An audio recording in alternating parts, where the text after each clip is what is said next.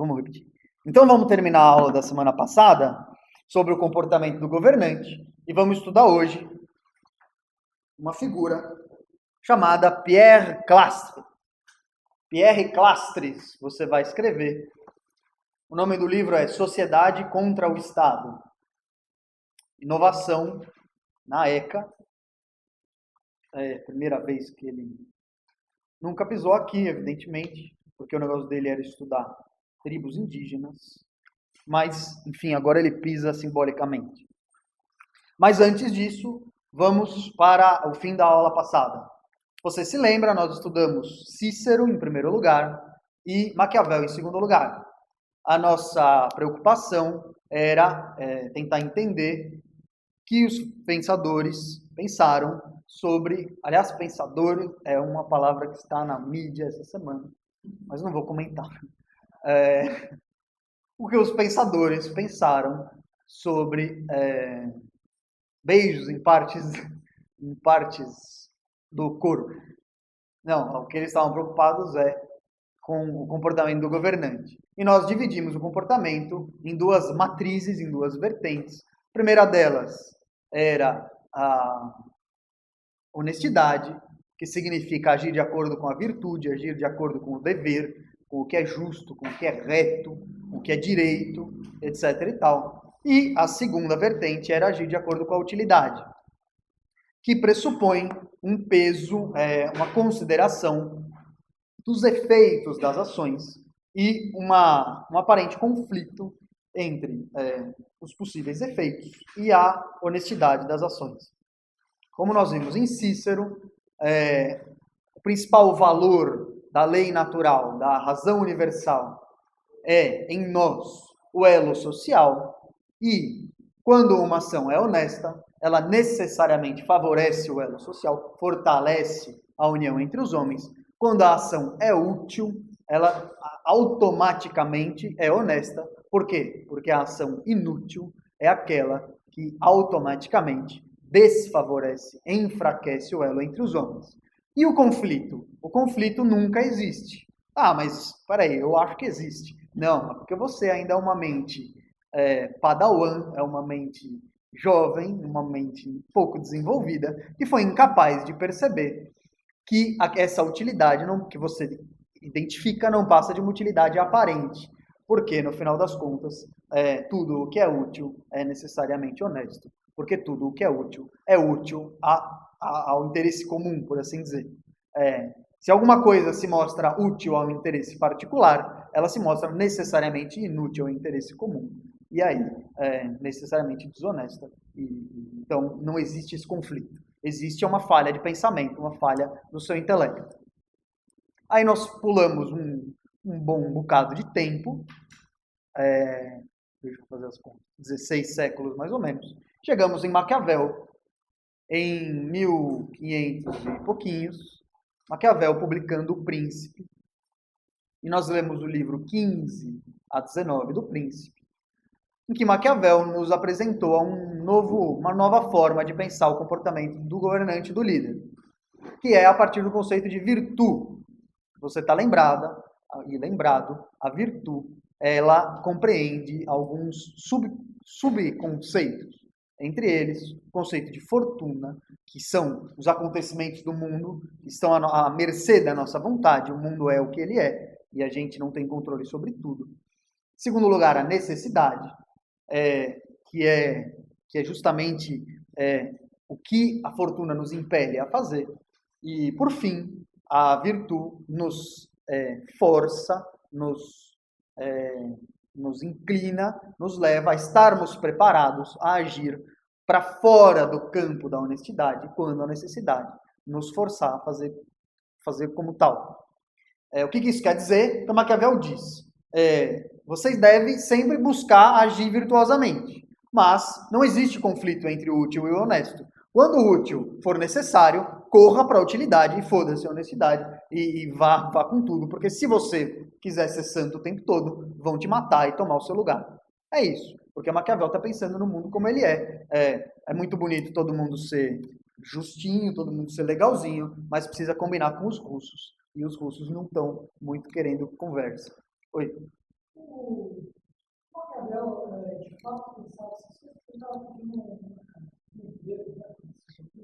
Isso. Ele escreveu o Príncipe para os governantes da época, né? E por isso que ele escreve esse modelo de livro que é um conselho para os príncipes. Maquiavel sempre foi um proletário, por assim dizer, né? Mas ele pensava isso mesmo. Ele estava querendo dar aos governantes de Florença da época uma vantagem competitiva, por assim dizer. Né? E aí ele escreveu pensando nisso mesmo. Toda a escrita é interessada, é importante a gente... E como a gente vai ver na aula de hoje, toda palavra é uma tentativa, é uma manifestação de uma forma de poder. Então, Maquiavel queria mesmo ganhar poder político com o livro. Ora, o livro Os Discorsi é um livro completamente diferente. Então, é o Maquiavel republicano. Então, mas ninguém sabe direito o que ele queria dizer. O comentário de Maquiavel é dos mais heterodoxos, dos mais plurais e políssonos que existem. Por isso que eu falei aqui a aula passada que fiquem com o Skinner, porque se forem... Eu mesmo estudei Maquiavel no semestre passado e o cerne do curso era estudar a discrepância interpretativa entre os comentadores maquiavelianos. Então, saber o que ele realmente queria dizer é muito difícil. Ninguém sabe. É bom ficar com o que ele escreveu pronto. Assim. Mas, enfim, o choque da teoria maquiaveliana é justamente propor que a utilidade é mais importante que a honestidade. E que é preciso, entretanto, manter uma aparência de honestidade para que você seja minimamente aceito, porque ninguém é capaz de aceitar tranquilamente uma pessoa que abertamente é malvada. Né? Você tem que estar preparado a agir de maneira temerária, de maneira malvada, mas você não pode ser odiado. Então, é preciso parecer honesto, parecer justo, mas não necessariamente sê-lo.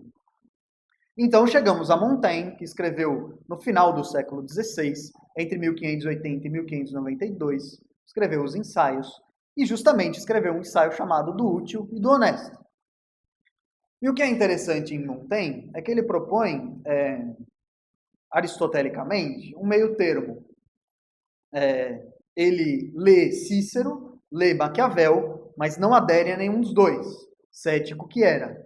Ele constrói uma própria teoria, mas que extrai conceitos dos dois e que vê a importância da honestidade, que vê a importância da utilidade, mas que coloca um elemento fundamental, que é um elemento que nos torna humanos, que nos enobrece, em vez de transformar-nos apenas em senhores da necessidade, como queria Maquiavel.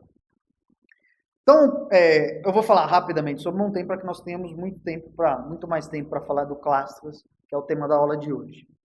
Montaigne começa o seu ensaio com um parágrafo que dá o tom da sua reflexão, que é o seguinte: nosso edifício, evidentemente não está se referindo às construções arquitetônicas, está se referindo ao edifício moral, hoje a gente pode dizer psíquico, nosso edifício, tanto público como privado, ou seja, a nossa máscara pública, as nossas ações públicas, tanto quanto nossas ações privadas, é cheio de imperfeição. Nosso edifício, tanto público quanto privado, é cheio de imperfeição. Isso ele está reconhecendo como nós somos seres toscos. Muitas pessoas, quando escrevem sobre si, preocupam-se em falar das qualidades. Né? Aquela história do morto, que quando morre é sempre um santo. Ele era tão bondoso, tão amigo, tão da paz, não sei o que. Você vai ver a ficha do cara, arranjava briga até com a sombra, até com o irmão, não era flor que se cheirasse. Enfim, Montaigne nos reconhece pela nossa imperfeição. Mas ele diz, mas não há nada de inútil na natureza. Você já deve ter percebido que isso aqui é um ataque direto a Cícero, que via na natureza tudo na maior perfeição. Nosso ser está cimentado de qualidades doentias, a ambição, o ciúme, a inveja, a superstição e o desespero, e até mesmo a crueldade. E aí o que ele diz, até mesmo a inutilidade na natureza tem a sua função. O que ele está querendo dizer com isso? Ora, é muito bonitinho a gente dizer que a gente não é nada disso, mas a gente é, e a gente precisa assumir isso. Quando a gente é criança, a gente sente até prazer com a dor do outro. E eu digo mais, quando a gente é adulto, a gente sente prazer com a dor do outro. Os programas, como os programas aí das 5 às 6 da tarde na televisão, eles vivem do sadismo, vivem de você ver o sofrimento do outro. Vivem programa que casos de família, né? Você vê a briga entre as pessoas, a mãe brigando com a filha foge de casa, temas gravíssimos. Claro que ali você já suspeita da autenticidade das histórias, mas se fossem histórias verdadeiras, histórias gravíssimas. Filho que não vê a mãe há anos, que xinga a mãe, bate na mãe, sei lá o que mais, o cara que traiu a mulher com 25, volta para casa e ainda pede para esquentar a comida, enfim, dramas terríveis que são capazes de estragar a vida de uma pessoa por anos, causar um sofrimento fortíssimo. E aí você consome aquilo como consome uma torta de maçã, como consome um sonho, e, enfim, é sadismo puro. Montaigne está dizendo que nós somos isso. Nós precisamos aceitar isso, é a única maneira de nós podermos enfrentar esses problemas. E aí o que ele vai dizer? Isso tanto para nós quanto para o Estado. Infelizmente, por menos que nós queiramos, por menos que nós desejemos, Montaigne vai admitir maquiavelianismo nesse momento. Ele vai dizer o quê? O bem público requer que se atraiçoe, o bem público requer que se mate, o bem público requer que se saqueie, o bem público requer tudo isso. Ele está dizendo que, infelizmente, não tem como fugir. Você, às vezes, vai ter que entrar em guerra, você vai ter que descumprir acordo, você vai ter que fazer uma série de coisas em nome do bem da sua cidade, em nome do bem da sua nação. Mas isso não tira de quem pratica esses atos uma degeneração moral que Maquiavel pretendia. Maquiavel pretende dizer para nós que não, tá tudo beleza. Você vai lá, sai matando, trucida uma nação, uma população inteira para manter o seu poder, mas foi a necessidade, eu lavo as minhas mãos, tá tudo certo. Infelizmente eu tive que fazer. Então, lamentável, sinto muito pela família, mas não tem muito o que fazer, eu tinha que fazer isso. Montaigne está dizendo, olha, não seja hipócrita. Tudo bem, você pode até dizer que o bem público requer que você faça essas coisas, mas isso não tira de você a mancha moral dessas ações. Você não vai deixar de ser um salafrário, você não vai deixar de ser um traidor, você não vai deixar de ser um assassino, você não vai deixar de ser porra nenhuma. A necessidade que for, necessidade, mas você continuou fazendo, você continuou soberano para decidir, e decidiu fazer, e isso é responsabilidade sua. Então Montaigne insere no contexto político, reinsere o que a gente chama de responsabilidade. Se Maquiavel eximia o líder da responsabilidade, Montaigne reinsere. E ele vai dizer ainda, eu não sou capaz de fazer essas coisas, então não conte comigo para os afares públicos. Mas, enfim, há gente que possa fazer isso. E essas pessoas são o que há de pior na nossa sociedade. São o que há de mais baixo, de mais mesquinho, de mais tirânico, de mais torpe, de mais tosco. E você vê que isso permanece até hoje. No dia a dia aí, que a gente vê na mídia, são pessoas com questionamentos morais dos mais graves, dos mais torpes, e com respostas, às vezes, líderes de comissões parlamentares são, assim, chacinados na opinião pública, e assim, sem a menor condição de defesa, porque defendem discursos indefensáveis, defendem atitudes indefensáveis. E, enfim, Montaigne estava certo. Muitas vezes há muita tosqueira nesses lugares. E há gente para fazer. Está cheio de gente aí inescrupulosa, está cheio de gente estúpida, está cheio de gente malvada mesmo, que está disposta a fazer tudo o que for necessário, em nome, sabe-se lá do quê. E aí ele dá 2 ou 3 exemplos que são muito interessantes. Por quê? Porque Montaigne desassocia do governante. Ele diz que o bom governante é aquele que é capaz de deixar para essas pessoas essas responsabilidades, essas ações. Então, o governante enquanto tal, o príncipe enquanto tal, permanece justo. Mas, enfim, sempre por mecanismos muito questionáveis. Como, por exemplo, Um dos exemplos, você para ganhar uma guerra precisa matar o general do exército inimigo. E aí o seu general propõe que se mate esse inimigo de maneira traiçoeira. Ou seja, sei lá, você vai num jantar que era para ser neutro e coloca um breguetinho no Boa Noite Cinderela na bebida do outro general. E aí você coloca uma dose exacerbada e outro general bate as botas, você vence a guerra dessa maneira. Muito bem, isso aconteceu, não tem repleto de histórias, está lá metade do ensaio, são exemplos disso. Aí quando esse cara volta, esperando colher todos os louros da sua incrível e honrosa e heróica missão, ele se depara com uma sociedade já sabendo da sua traição e com o rei já condenando-o à execução. Então, quer dizer, o rei ao mesmo tempo permite que você faça a traição, mas te coloca no seu lugar. Você é um filho da puta e você vai morrer por causa disso. Você é um traidor. Então ele deixou trair, mas ao mesmo tempo teve que limpar a alma do seu governo, matando o tal do traidor. Enfim, é um mundo como ele é. É um mundo maquiaveliano, mas Montaigne está dizendo que nem o rei tenta fazer isso a partir de uma matriz maquiaveliana, mas ele nem assim, ele tenta limpar a sua imagem, tenta limpar a imagem do seu governo, mas mesmo assim existe a maldade do ato em si. E aí ele vai dizer que o governante deve governar sempre de acordo com a sua consciência, porque as suas ações sempre o acompanharão. E aí eu recomendo mais uma vez a leitura de Macbeth, que é isso. É uma... Shakespeare um pouco depois, então, 1 ou 2 séculos depois. É a história de um rei que viveu condenado pela maneira com a qual chegou ao trono, pela sua traição, pela sua perfídia. O que Montaigne dirá? Só existe um caso que eu até abro mão da postura justa. Qual é esse caso? Eu até admito que o rei seja um vigarista, mas somente em um caso. Num caso de extremíssima necessidade e urgência urgentíssima.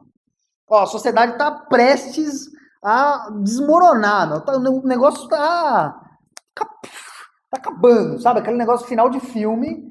Tá todo mundo tudo caindo, fogo por tudo que é lado, as pessoas gritando. Nessa hora, se for preciso, o rei deverá realizar a ação mais nefasta que for, só para salvar o seu povo, para salvar a sua nação, para salvar a sua cidade. Mas assim, mesmo assim, ainda com a mão na consciência, não devo fazer isso, não quero, pelo amor de Deus. Não tem outra alternativa? Não tem. Mas não tem outra, não tem. E aí, assine, sei lá, qualquer coisa, mata as criancinhas, o que for. Mas mesmo assim atribui a isso uma espécie de, Montaigne diz, um golpe da vara divina. Olha, eu realmente não tinha para onde correr. E ainda assim, fazer isso com a mão na consciência. Fazer isso já arrependido antes mesmo de fazer. Essa é a ideia de um príncipe ideal montaigniano. É alguém que pensa com a consciência para agir. O critério da consciência em Montaigne é o critério mais forte de todos. Por quê? Porque, efetivamente, eu não sei se eu sei qual é a virtude verdadeira. Eu não sei se eu sei o que é a justiça. Não sei se eu sei o que é a honestidade. Não sei. Mas a minha consciência pode me dar uma dica. Tenho a impressão de que se eu fizer uma coisa que eu me arrependa muito, se eu pesar o bem comum com a minha ação, eu tenho a impressão de que se eu levar em conta o que aquilo pode causar para a minha vida, para os meus, enfim, para a minha história, tenho a impressão de que isso vai me inclinar para um caminho um pouco mais certo, um pouco mais justo. Enfim, essa é bem rapidamente a reflexão montaigniana. Ele cria a inovação da consciência, governar com a consciência, não ser covarde como um maquiaveliano, de entregar para a necessidade todas as suas crueldades, e também não ser ingênuo como um ciceroniano, de achar que basta agir honestamente, que o mundo será as mil maravilhas. E, enfim, recomendo a leitura do ensaio. Montaigne escreve tanto sobre si quanto sobre as suas reflexões filosóficas. No meio de tudo isso, ele está dizendo por que ele não pode atuar publicamente. Ele está dizendo que ele é uma pessoa que é incapaz de mentir, é incapaz de ser diplomata. Ele, por exemplo, na hora de fazer negócios no exterior, ele vai falar, mas a nossa carne não é tão boa assim. A gente já teve uns casos de vaca louca e não sei realmente se é tão seguro para você. Eles botam trigo no café, toma cuidado, dá uma filtrada. Então, ontem não seria um diplomata perfeito. A gente não está falando só, quando a gente fala que é preciso que se traia, que se mate, etc., não estamos falando só de casos graves. Estamos falando do dia a dia. Quando você vai fazer negócio com outra pessoa, você tem que esconder. Não tem incapaz de fazer isso. Isso que ele está dizendo. Olha, você precisa de gente, para governar você precisa de gente mau caráter. Para governar você precisa de gente tosca. Mas você, o líder, não pode ser. Você tem que governar com a consciência. Essas pessoas toscas que você tem que botar para fazer o dia a dia são pessoas sem consciência, são pessoas do mal, são pessoas mau caráter, que merecem ser execradas na primeira oportunidade, porque realmente não tem índole nenhuma, não tem valor nenhum para a sociedade, a não ser o valor de ratos, de fazer o trabalho sujo. Né? É o cara, o ranking, o cara da máfia, o cara que em inglês é enforcer, né? Brute. É o cara, o músculo, né? Para tocar as coisas que precisam ser feitas, mas é um cara que é substituível, que não vale porra nenhuma. Na primeira oportunidade você se desfaz da pessoa e acabou. Bom, esse é o comportamento do governante. Certamente você, se for pesquisar, vai encontrar mais 1000 autores que falem sobre isso, com mais 1000 reflexões interessantes. Mas, enfim, esse é o tempo que nós temos e eu acho que isso cobre bem as bases do que foi essa reflexão. Então, agora vamos estudar Pierre Clastres, que desmente as 4 aulas que nós tivemos até agora. Você que não gosta de se sentir desconfortável, aproveite que eu esqueci a lista de novo. Já pode ir beber água da torneira, ou então comer sushi. Eu juro, na aula de segunda-feira eu estava zoando, porque na minha época, sei lá, 6 anos atrás, 10, 8, aqui só tinha uma Kombi, aqui na ECA. E aí eu comecei a zoar, daqui a pouco tem yakisoba, tem crepe, sushi. Outro dia eu cheguei aqui à noite e tinha uma barraca de sushi. Não falta mais nada. Realmente a criatividade para esculhambação, tem barraca de sushi. O cara traz os peixes no isopor, monta o sushi para você na hora. Enfim, aí é do estômago de cada um e do intestino, né? Mas se você não... Já tá lotado, só tem comida agora embaixo. É farra. Feira gastronômica. Daqui a pouco tá no guia da Folha. É porque aqui estavam comentando que agora custa 10, 12 reais, né? Um sanduba e uma coca. Então aí eu fui falando. Tem até sushi, pode ir lá comer um sushi, porque há uma grande chance de você ficar desconfortável, porque Clastres é o tipo de autor que derruba realmente barreiras, derruba fronteiras. E principalmente porque nas 4 aulas até agora nós estudamos as fronteiras que ele tenta quebrar. Dá até a impressão de que o curso foi montado com alguma intenção assim, metodológica, mas acabou calhando de cair nessa hora, essa aula, mas ela é um encaixe perfeito, porque ela é a nossa última aula sobre o Estado e, ao mesmo tempo, a nossa primeira aula sobre outros elementos da política que não são o Estado. Então, essa aula vai ser a última aula sobre o Estado e a primeira aula sobre o poder. E a reflexão clastriana, que eu acho que eu posso falar assim, sobre o poder, é uma reflexão que quebrou as barreiras da antropologia, que destruiu muros, que revolucionou essa forma, como é que eu posso chamar isso? Essa ciência, posso chamar de ciência, até porque a primeira crítica dele é a epistemologia, é a maneira de ser científica da antropologia. E, enfim, e é muito orgulho, porque ele veio aqui para o Brasil para fazer todas essas reflexões, e ele fez essas reflexões sobre o que nós tivemos de melhor, que são o quê? As nossas tribos indígenas, é o que nós tivemos de melhor na nossa história, segundo Clastres. Ele veio para cá, e a reflexão dele é fascinante, pelo menos para mim. Ele mostra vieses da nossa própria sociedade, da nossa própria história, que nós não facilmente conseguimos enxergar, e que são raízes grandes dos nossos sofrimentos. Grande parte da nossa tristeza está enraizada nessas formas com as quais a nossa sociedade se desenvolveu e a partir das quais ela cresceu. E que são formas opostas ao desenvolvimento das sociedades arcaicas, das sociedades primitivas, das sociedades embrionárias, das sociedades subdesenvolvidas, das sociedades pré-políticas. Estou falando todos esses nomes porque esses são os termos que a antropologia usou para se remeter às sociedades que Clastres estuda. E é justamente isso que ele vai combater. Então vamos lá, nós vamos ler esse livro chamado A Sociedade contra o Estado. A minha edição é Kozak Naif, do ano passado, eu acho, 2008. O livro original foi lançado em 74 e ele é uma coletânea de artigos que foram publicados a partir da década de 70. O livro chama Sociedade contra o Estado. Aqui a edição que eu tenho é 2012. Já com o novo acordo ortográfico, que para mim é uma tristeza, um sofrimento.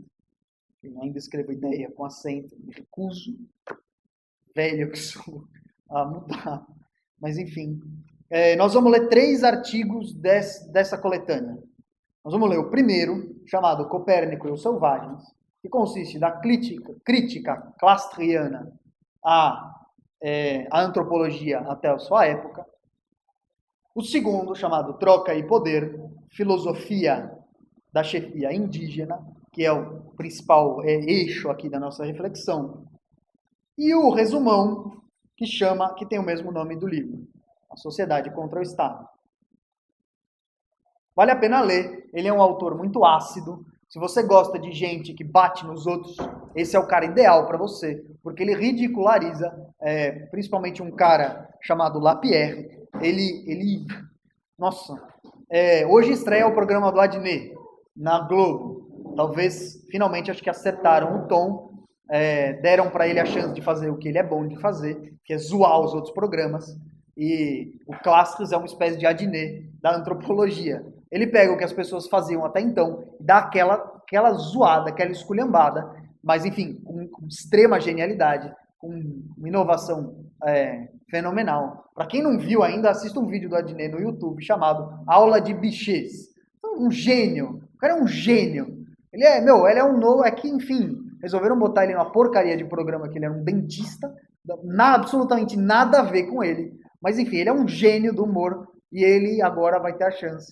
Enfim, ele é o equivalente do humor a Clastres na antropologia. É uma pessoa capaz de identificar na sua forma de ação as fragilidades, as fraquezas, e nos pontos nevrálgicos e nos pontos centrais, inovar, quebrar barreiras que ninguém ou não teve nem coragem ou não conseguia nem enxergar.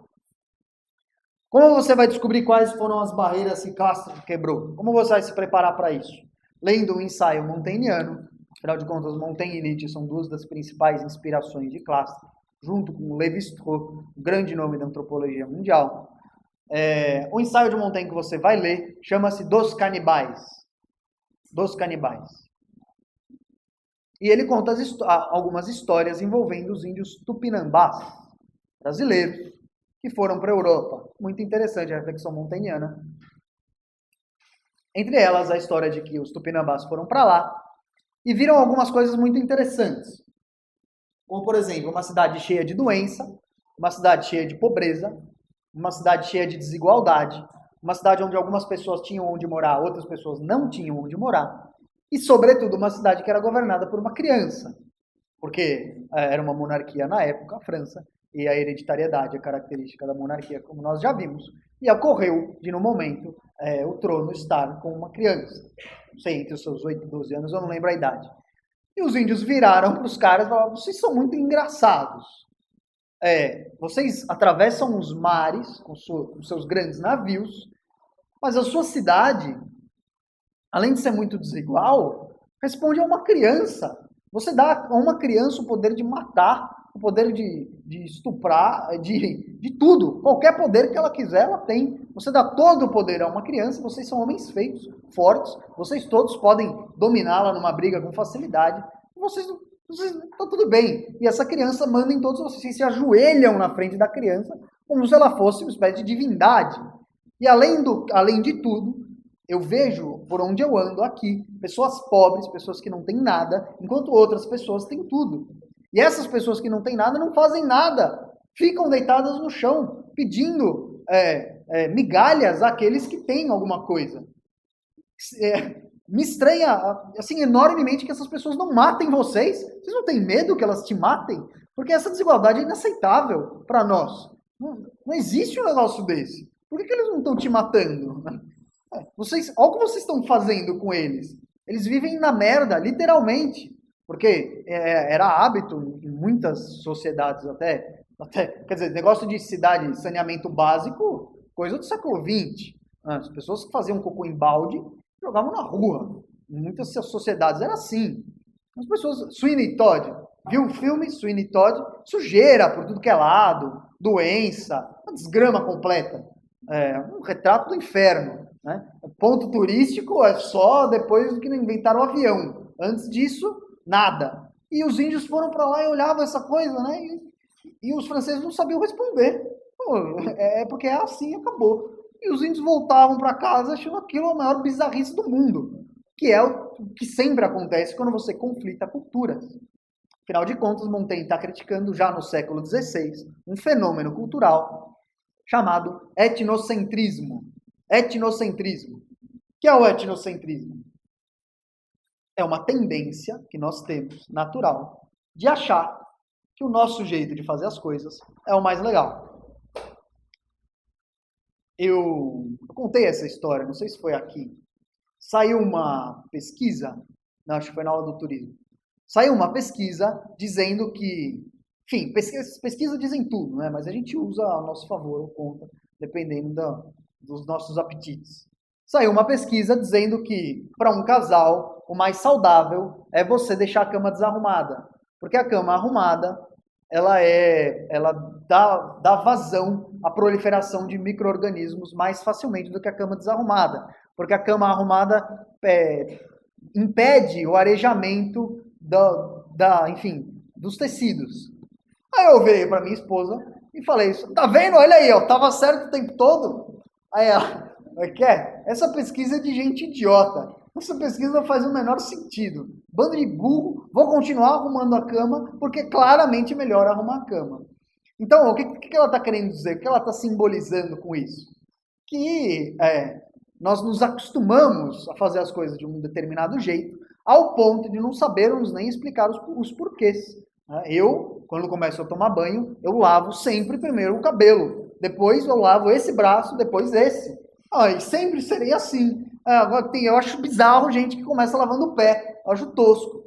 Por quê? Porque é outro jeito. Eu estou acostumado desse jeito. Se alguém vier falar para mim que eu tenho que começar lavando as costas, eu vou chamar de imbecil também. E aí, foda-se.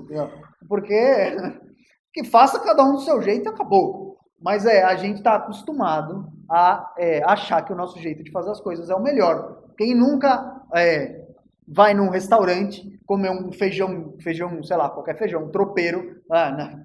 Isso aqui não chega nem aos pés do feijão da minha avó. Né? Todo mundo já falou isso. Essa lasanha aqui, olha, pode até dizer que é bom, mas a da vovó, a da mama, não tem quem ganhe. Isso não é porque a da mama é melhor. É porque você está acostumado a achar que as coisas com as quais você está acostumado são melhores do que as outras, naturalmente. Isso não tem nada a ver com a melhoridade das coisas, e sim com o seu costume. Mas é evidente que você nunca percebe isso. Então precisa vir alguém como Montaigne falar para você que, olha, presta mais atenção. Talvez você esteja achando que isso é melhor só porque você está acostumado. Tem gente que acorda de manhã, por exemplo, 6 da manhã.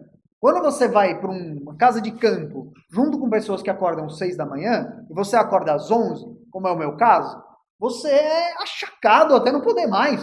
É um vagabundo, gente que não gosta de trabalhar, olha aí, olha o tanto de coisa que eu já fiz, você tá aí ainda tomando café da manhã, eu já resolvi o meu dia, e bababi, bababá. Em compensação, da 8 da noite, a pessoa já é um traste humano, um zumbi, e eu tô lá em plena produção, fazendo o que eu quero, até as 3, 4 da manhã. Mas aí eu não falo nada, porque também sei respeitar os mais velhos, enfim. Tudo isso são exemplos do etnocentrismo. E, enfim, todos nós somos vítimas inconscientes dele. Mas o problema não é você, enquanto pessoa física, ser vítima do etnocentrismo. O problema é quando uma ciência que se propõe a estudar as culturas humanas é vítima do etnocentrismo. Justamente quem não poderia ser acaba caindo na própria armadilha, nessa armadilha inexorável da condição humana no planeta. E é isso que Clássico está dizendo no artigo Copérnico e os Selvagens. Ele está dizendo que a antropologia tá... eu vou fazer o raciocínio dele. Como a antropologia classifica as sociedades? Ela classificava até a época dele entre as sociedades com Estado e as sociedades sem Estado. Quais são as sociedades com Estado? Todas essas que nós estamos acostumados a estudar, que derivam, que herdam a tradição greco-romana das formações do Estado, do direito, etc, etc. E quem são as sociedades sem Estado? São as sociedades que são consideradas pela antropologia incapazes de terem realizado uma conversão fundamental, que é a conversão, aqui é um termo hobbesiano, é quando você abre mão das suas liberdades em nome de um poder maior, que vai te garantir segurança e estabilidade. Qual é a tese hobbesiana que motiva esse tipo de pensamento? Nós, homens no estado de natureza, somos bichos que lutam pelos nossos apetites. Então, o homem, se é um ser isolado, ele tenderá a lutar com outros homens pelos recursos naturais. E aí prevalece a lei do mais forte. E um homem vai ficar matando o outro, um homem vai ficar matando o outro, matando o outro, matando o outro. E aí, né? O problema é que, em primeiro lugar, você vai viver sempre com medo, você vai ter sempre medo de morrer, porque a qualquer hora pode aparecer alguém mais forte e te matar, sem o menor motivo. Te estuprar, enfim, roubar sua mulher, qualquer coisa. E o segundo problema é que mesmo você sendo mais forte, você precisa dormir, você precisa ir no banheiro, você não vai ser mais forte o tempo todo. Então vai vir alguém, quando você estiver dormindo, creu, e você já era. Essa é a tese hobbesiana, que se resume numa palavra. Creu literalmente. Você sabe que quando a gente fala dos desejos pré-estatais, como eu posso dizer, pré-sociedade, nós estamos falando dos desejos animalescos. Entre eles, e mais forte de todos, o desejo sexual. Um bicho. Bicho, quando quer, já vi um leão tentando, ele vai, agarra e acabou. Se você for forte o suficiente para resistir, beleza. Se você não for, paciência, viva com isso, né? Essa é a lei da selva. É a lei que Hobbes diz que nós vivíamos antes da sociedade. E aí ninguém aguenta viver nesse estado de constante medo. Então todo mundo escolhe livremente abrir mão das suas liberdades, abrir mão de algumas liberdades, como por exemplo a liberdade de violentar o outro, a liberdade de atacar o outro, a liberdade de matar, em troca de que o outro não possa fazer isso com você também. Então o Estado, para Hobbes, que é o Estado moderno, é o Estado da segurança. E é isso que os antropólogos estão dizendo. As sociedades primitivas são incapazes de fazer essa conversão. Elas ficaram no meio do caminho. Por isso elas são sociedades sem Estado. Isso é antropologia até clássica. Por isso eles dividem entre sociedades com Estado e sociedades sem Estado. Nessas sociedades faltou o poder, não existe o poder, eles não conseguem achar onde está o poder. Então eles concluem que ali não há Estado. Logo, que são sociedades embrionárias, que são sociedades subdesenvolvidas, primitivas, e todos aqueles nomes que eu falei, que eu já esqueci. E aí, arcaicas. Arcaico é um termo bom, porque tá atrás da gente, tá antes, tá atrás. E aí eles dão dois motivos mais, como eu posso dizer, mais, como chama? Tangíveis, para a gente classificar essas sociedades. O primeiro deles é a ausência de escrita. Ausência de escrita. E o segundo é o fato de viverem sob uma economia de subsistência. Muito bem. E aí isso é o fulano chamado Lapierre, que escreveu um tratado gigantesco que era mais uma espécie de enciclopédia, assim, com todas as tribos praticamente da América inteira, seus costumes, etc. e tal. E ele classificava as tribos como tendo essas duas características em comum. E esse Lapierre, ele queria classificar as sociedades entre as que tinham menos poder e mais poder. E para isso ele definiu o poder, ainda que para classes muito toscamente.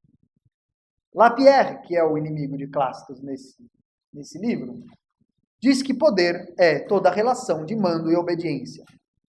Toda relação que envolve mando e obediência. Você não deve estar achando nada estranho nessa definição. Poder é quando um manda e o outro obedece. Parece ter alguma coisa de errado? Não parece. Não parece. Em si, a definição não está errada. O que há é um erro de metodologia. É um erro de se acreditar que essa é a definição, é a única definição possível de poder. E essa é a primeira revolução de Classe. Classe está dizendo que essa não é a única definição de poder possível. Que essa é tão somente a nossa própria definição de poder. E olha que o cara para chegar num negócio desse, ainda mais um francês, né, todo amarrado, não é fácil. Classe está dizendo que a antropologia inteira, enquanto se pretende estudiosa das sociedades, caiu no golpe do etnocentrismo. Caiu no golpe de achar que a nossa própria sociedade, derivada desse conceitual greco-romano, desse universo metodológico greco-romano, é a sociedade que sabe o que é a definição de poder, e que ela desenvolveu o poder, e que o poder é isso e acabou. Clastre nos propõe uma nova definição, buscar uma nova definição de poder. Isso por quê? Porque ele diz que para os índios, o que estranhou todos os antropólogos até a época de Clastre é a incapacidade dos índios de obedecerem uma ordem. Para um índio obedecer uma ordem é uma coisa muito estranha. Para um índio ser obrigado a fazer alguma coisa é uma coisa muito estranha. Para ele, o dever, né, todas essas pataquadas que a gente viu até agora, não fazem o menor sentido. Ele é livre, ele é um ser livre. E Clastre diz que isso choca os antropólogos. E aí eles logo tendem numa reação de medo, sei lá, ou de não saber mesmo classificar, dizer que são seres sem rei, sem fé e sem lei. Isso se diz dos índios desde a época do nosso tão festejado descobrimento.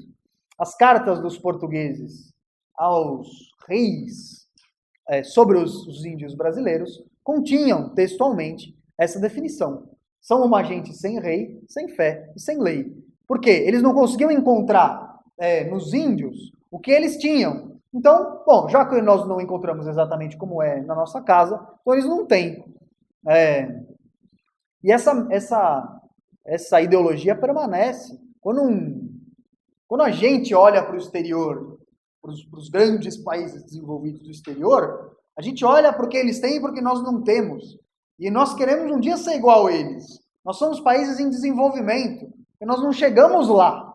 Então, o que se fazia com os índios antes, hoje se faz conosco, sob uma nova perspectiva de dominação econômica evidente, mas se faz ainda. Nós ainda não chegamos lá. E quando se critica o Brasil em critérios econômicos, porque nós ainda não chegamos nos índices, porque os índices e tal, não sei o quê. Nós queremos, nosso objetivo enquanto nação é ganhar a corrida e chegar lá antes dos caras. Mal sabemos nós que, como são eles mesmos que dizem o que é lá, nós nunca vamos chegar. Porque se você está jogando um jogo e você diz quando é que vai terminar, e você vai estar sempre no lugar que termina, você vai deixar os outros chegarem lá? Olha, é muita inocência achar que é possível que os outros cheguem lá. Nunca vão chegar. Mesma história, ranking de universidade. Quem faz os rankings? Mas que estão em 10 primeiros. Nos 10 primeiros lugares. São as universidades que fazem, o país que faz. Se o Brasil fizer um ranking, a gente vai estar num lugar bem melhor. Mas, enfim. Tudo bem. O que eu estou querendo dizer para você é que a dominação ideológica político-ideológica a partir das ideias de etnocentrismo continua aí. E pior, os índios, pelo menos, acho que não acreditavam muito. Mas nós acreditamos, e não só acreditamos, como defendemos. E ainda falamos mal de nós mesmos porque ainda não chegamos lá. Sou muito mais água de coco e caldo de cana do que Starbucks e Slurpee do 7-Eleven. Nunca ouviu falar de Slurpee? Não, essa realmente é coisa de velho, né? Slurpee é raspadinha de americano. É feito com coca e guaraná. Congela-se, dá pra fazer em casa. Você congela, aí você mexe o gelo, é refrigerante congelado, triturado. Oi? Guaraná não tem, né? 7-Up. 7-Up. É que aqui, quando eu faço em casa, eu faço com guaraná. Mas ainda prefiro muito mais caldo de cana. E uma das minhas ideias de empreendedor é, no centro de cada cidade, cada capital, montar uma barraca de pastel com caldo de cana e fazer os gringos engolirem a língua de achar que aqui não tem nada de bom. Mas enfim, agora já foi a público a ideia. Mas tudo bem, ninguém assiste as aulas mesmo. Não foda-se. Se alguém me roubar a ideia, eu já sei que foi um de vocês. E como eu guardo rancor, eu vou atrás.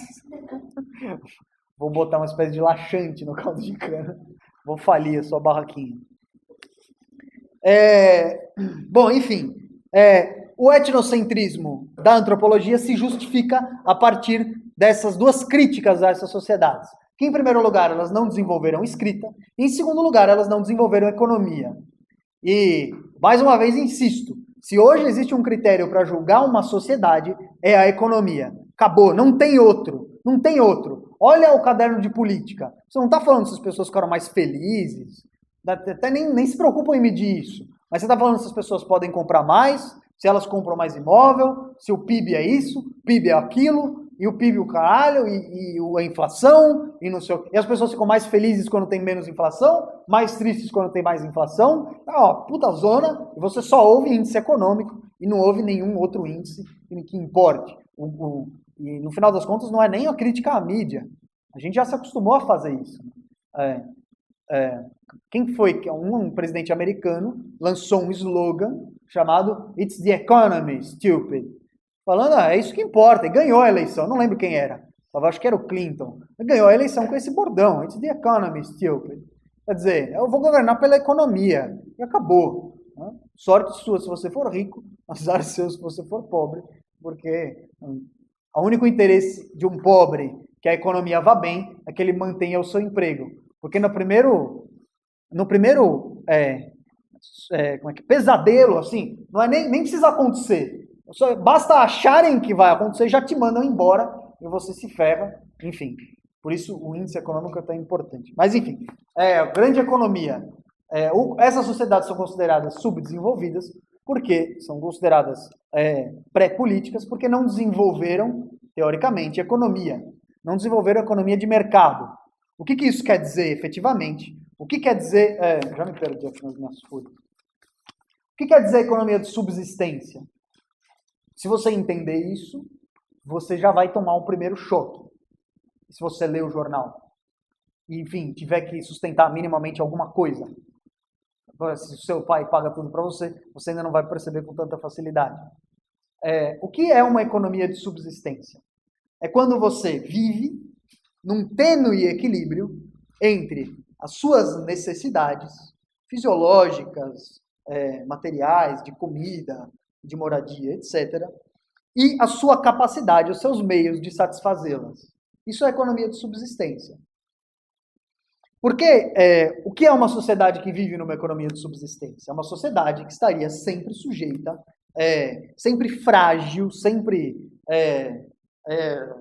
à mercê de, por exemplo, desastres naturais, como enchentes, como secas, como, sei lá, tempestades, como pestes na sua comida, etc, etc, etc.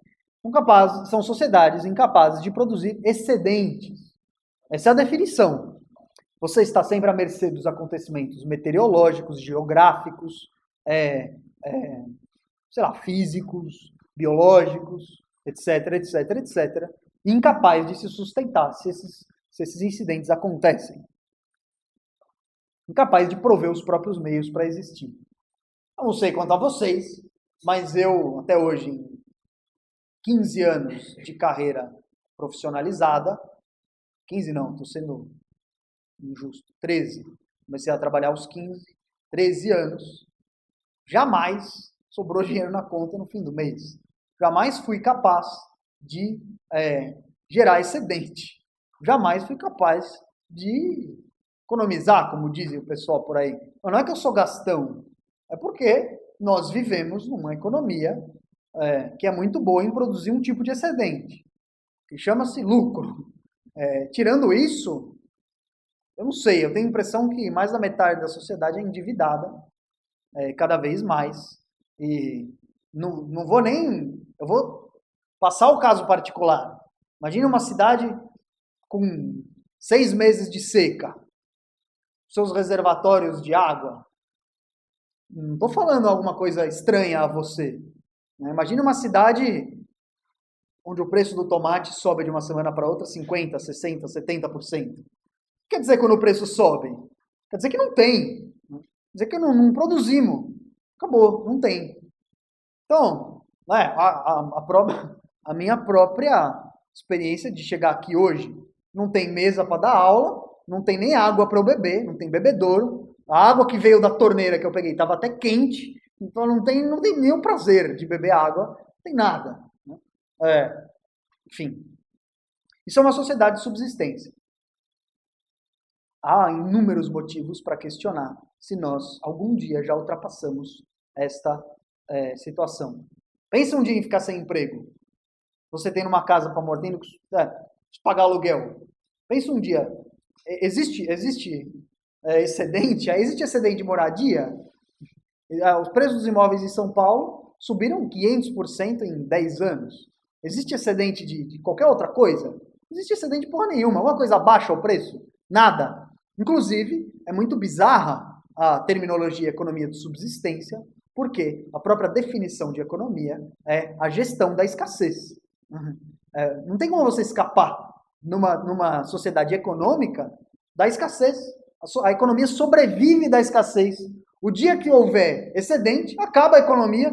Não tem por que você ficar gerindo recursos. Porque você tem e acabou. E o que Classen vai nos mostrar, e aí é que a curiosidade é imensa, e que o nosso azar é maior ainda, é que as economias indígenas não eram economias de subsistência. Não eram economias que falhavam em produzir o que precisavam. Não eram economias cuja técnica era tão tosca e subdesenvolvida que era incapaz de fazer com que a sociedade crescesse. Não é nada disso. Quando você vem olhar como são as coisas aqui, você vai ver que os índios... os portugueses, quando chegavam aqui, falavam o quê? Aliás, é um grande azar não terem havido mulheres das expedições, ou não tantas que se saiba, porque o relato de como eram os índios, eram Apolos, eram, sabe, Maurício Matar, os índios eram homens fortes, saudáveis, é o que eles diziam, saudáveis, né? Corpulentos, fortes, musculosos, ainda depilados, não tinham pelo. Então era uma espécie de propaganda de cueca, assim, o tempo todo. Né? E ainda, o melhor é que era sem cueca, né? Então já vinha... Era esse o relato. Uma economia de subsistência, você imagina uma pessoa que não tem direito o que comer, é uma pessoa mais ou menos como eu, assim, branquela, cheia de olheira, magra, o cara de doente, sabe, barba por fazer, uma pessoa que não tem tempo para divertimento, não tem tempo pra porra nenhuma. Fica o dia inteiro buscando as condições de existir. Isso é uma sociedade de subsistência. E quando você encontrava os índios, eles ficavam, sabe, passeando, se divertindo, os relatos. Por isso que chamavam os índios de seres preguiçosos. Porque eles gostavam de se divertir, gostavam de passear, de ir para cachoeira, de brincar, terminologia usada como em Macunaíma. Leram Macunaíma? Como em Macunaíma, para designar as atividades eróticas. Os índios brincavam muito, os índios passeavam muito, eles iam na cachoeira, tomavam sol, caçavam, faziam isso durante o dia, horas e horas e horas a fio. Ficavam fazendo porra nenhuma, deitados na rede, assim, fazendo nada. É o seu sonho, Meu sonho, fazer nada. E ainda assim era um cara com tanquinho, sabe? Barriga negativa, peitoral, sem depilation. Puta, um sonho, meu, um sonho. Até eu mesmo nem sei se resistiria. Que a minha esposa não ouça, né? Enfim, talvez por isso mesmo os portugueses, já com um tanto de inveja, já trataram de botar os índios para trabalhar, regimes inaceitáveis. E os índios, aconteceu o que com eles? Começavam a morrer.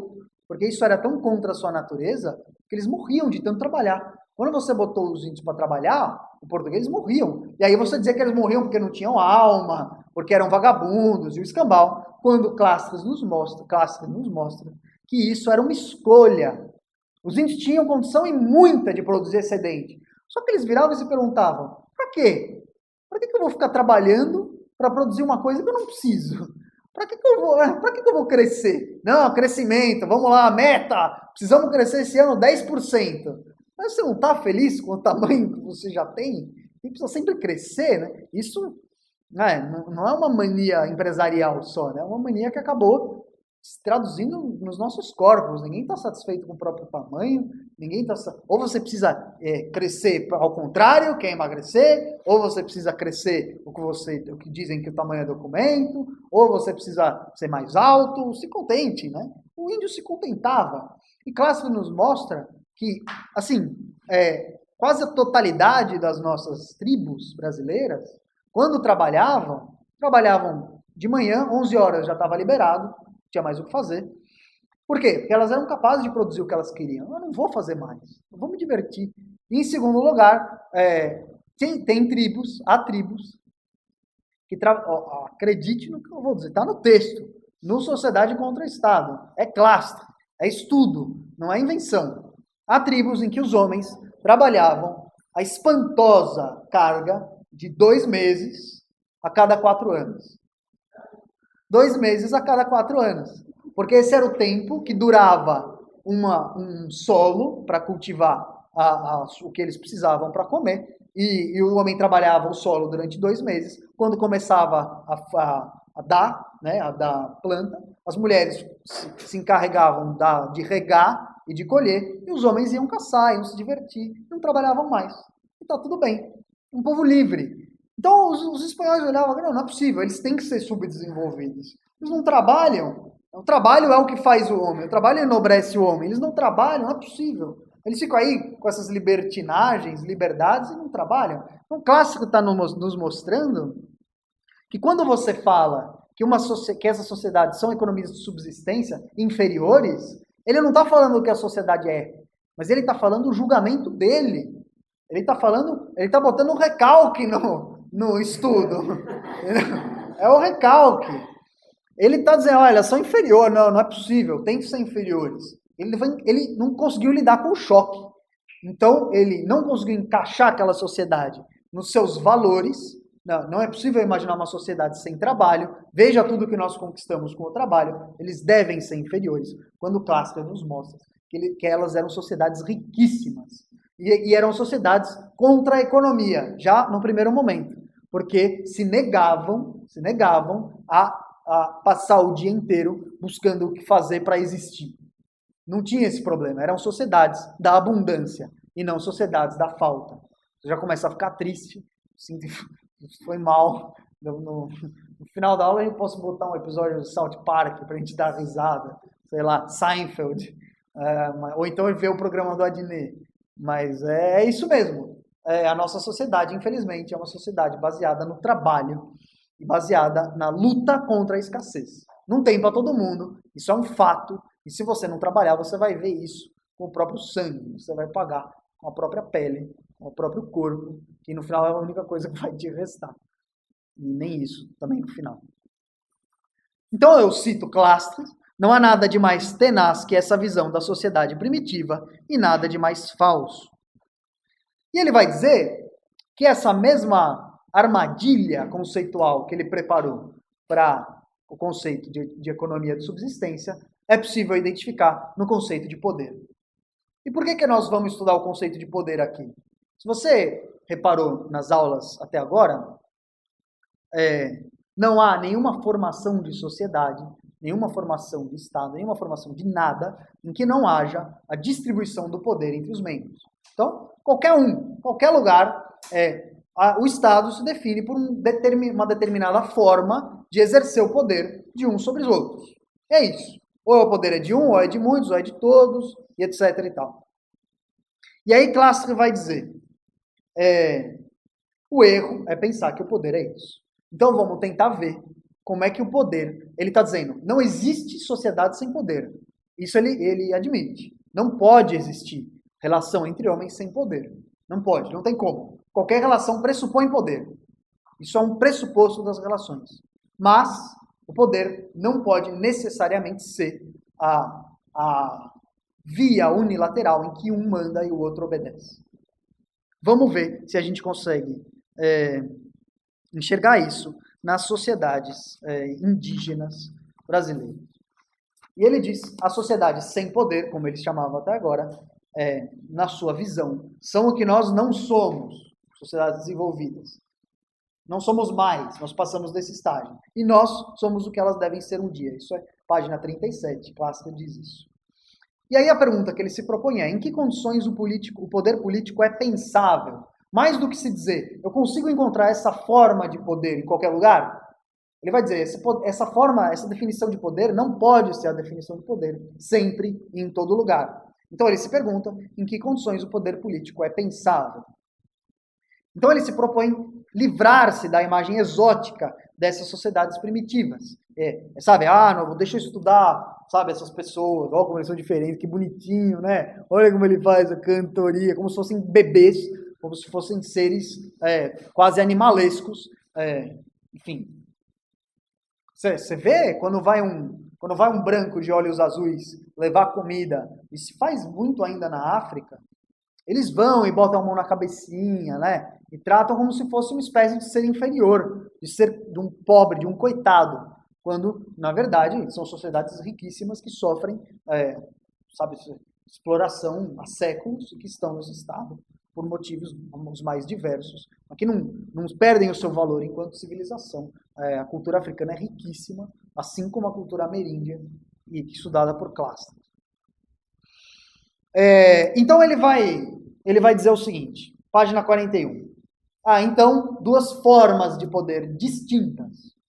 Há o poder coercitivo, você já deve ter imaginado qual é, e há o poder não coercitivo. O poder coercitivo, o nosso, é um poder que depende da violência. Poder coercitivo, aprenda, depende da violência. Então, você pode não perceber hoje, porque o capitalismo e as relações sociais... O capitalismo ele sobrevive durante tanto tempo por uma característica muito intrínseca sua e que nenhum outro sistema foi capaz de ter. Ele é capaz de se transformar com uma rapidez e se adaptar às condições do mundo com uma eficiência que nunca se viu antes. Então a violência, que na época de Ivy Lee era física, a violência que Foucault estudou, que era física, hoje é muito mais uma violência simbólica. É a violência do medo de não cumprir a meta, é a violência de abrir mão dos seus direitos. Você não pode achar nem um pouco estranho quando você, por exemplo, é um estagiário e o seu chefe lhe propõe às 6:30 da tarde, quando você está desligando a sua máquina, lhe propõe comer uma pizza. Vamos comer uma pizza? Vamos. Mas não, deixa a mochila aí que depois a gente volta. Você olha para a cara do chefe, como assim depois a gente volta? Já vai ser umas 8:30, mais ou menos. O que ele vai querer de mim? Não, porque eu tenho um projeto que a gente precisa trabalhar, eu preciso da sua ajuda. Então, o seu chefe, você é um estagiário de 6 horas, você já está lá desde as 11 da manhã, o seu chefe, a partir do pretexto de uma compra de pizza, te segura lá até mais ou menos meia-noite, porque você é uma pessoa muito importante e, evidentemente, não vai te pagar hora extra, porque isso é uma espécie hoje de utopia das organizações, principalmente se você trabalha em agência ou coisa do gênero. Hora extra é uma espécie de ilusão, é uma lei que não pega mais. Né? Você tem banco de hora, depois você compensa, inventa o que quer que seja, você vai acabar não cumprindo. E você acha isso natural. Ó, deixa, eu vou mostrar para ele o meu valor. Agora é minha chance. Olha, chefinho, eu passei o domingo preparando o meu trabalho de segunda. Eu já cheguei segunda com tudo pronto. Você acha que aquilo é seu valor, porque você já incorporou a violência do trabalho forçado que você está fazendo. E esse trabalho é forçado porque ele é, mas não é. Ele é forçado, mas não é, porque você voluntariamente se dispõe a fazer esse trabalho, mas ele é forçado porque você se dispõe a fazer esse trabalho por causa de um medo de ser superado por outras pessoas. Porque outra coisa que você faz é se transformar numa pessoa jurídica. Você faz isso achando que, nossa, agora eu fiquei rico. Tirei toda a grana que a empresa era obrigada a pagar ao governo, agora eu sou um marajá. Estou ganhando no dobro, o governo imprestável, eu sou foda, agora eu mesmo faço meu PGBL, VGBL, eu sou um ser autossustentável. Quando você não percebe que quando você se torna uma pessoa jurídica, você abre mão de todos os seus direitos de pessoa, não é pessoa física, de pessoa humana, de ser humano.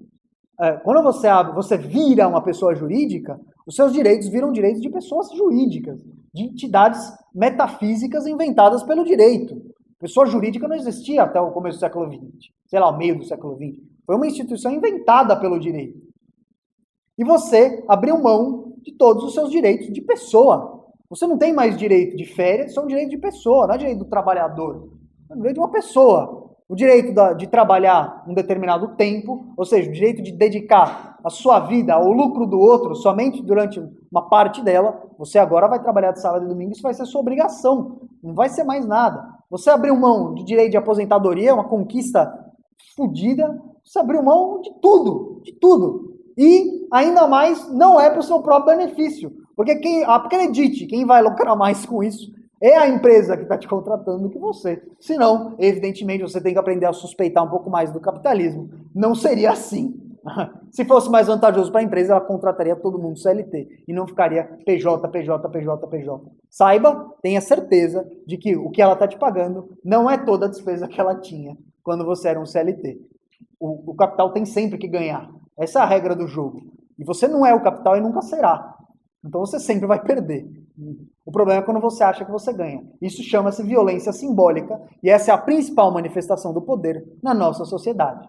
O que eu quero dizer para vocês é que o poder coercitivo é o poder da nossa sociedade e ele é um poder baseado na violência. Quer você a perceba, quer não perceba. Deixa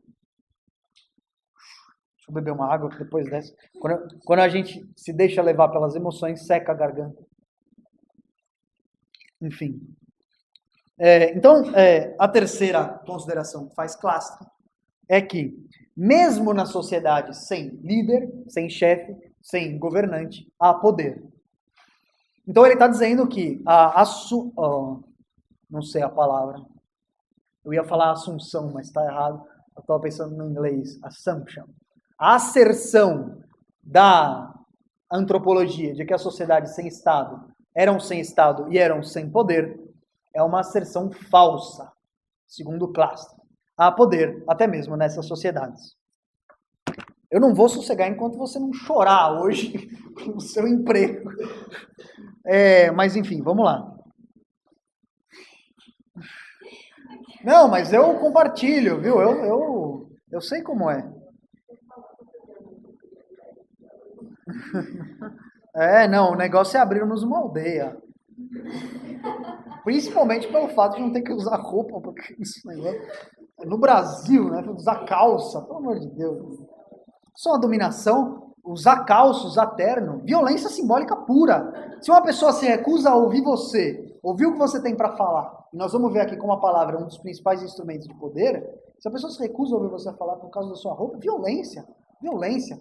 Fomos participar de uma palestra numa televisão aí, de muito grande alcance, e nós somos obrigados a nos retirarmos da sala, mesmo estando acompanhando a palestra, e eu ouço aquela palestra, eu sei de cor. Se um dia precisar dar uma palestra, eu dou a palestra, eu sei de cor. Mas a mulher não deixou, porque eu estava roubando segredos industriais, por causa da minha roupa, da minha cara de moleque, não deixou eu ficar dentro da sala. Eu saí vociferando, quase que a palestra foi interrompida no meio, uma violência fodida, quase chamei a polícia. quando você tem meia dúzia de neurônios, você se irrita com esse tipo de coisa. Se você é um dominado, você realmente acha, pô, é mesmo, olha, eu sou idiota, não devia ter vindo com essa roupa. Hoje em dia, eu já fui 2 vezes barrado no fórum porque entrei de bermuda. Não pode entrar de bermuda no fórum. Não cometa esse erro, se você um dia tiver uma ação judicial, de entrar de bermuda no fórum. Não pode. Dominação simbólica. Se você usa um tipo de roupa, etc., você é um Zé Ruela, um Zé Ninguém. Poder com violência.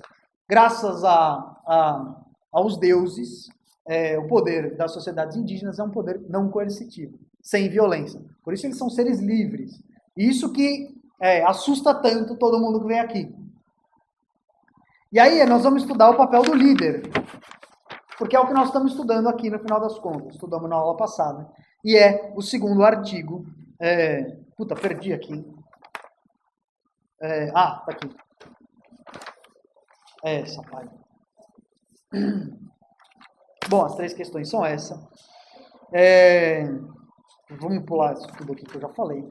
Vamos para o texto Troca e Poder, a filosofia da chefia indígena, para a gente tentar entender como funciona o poder nessas sociedades. De que maneira avassaladora eles nos colocam no chinelo, comendo poeira, como diz o Bart Simpson, eat my shorts.